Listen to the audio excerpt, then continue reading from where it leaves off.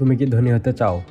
তাহলে এই 3টি ভুল আজই বন্ধ করো, না হলে সারা জীবন শুধু চেষ্টা করেই যাবে।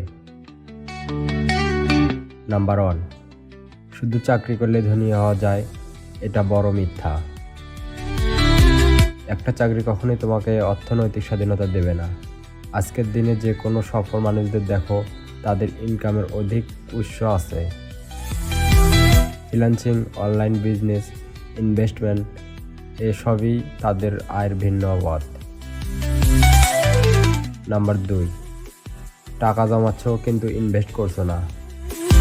সেই টাকা এক জায়গায় পড়ে থাকে, মূল্য হারাচ্ছে। যত তাড়াতাড়ি তুমি ইনভেস্ট করতে শিখবে, তত তাড়াতাড়ি তুমি কম্পাউন্ড গ্রোথ এর সুবিধা পাবে।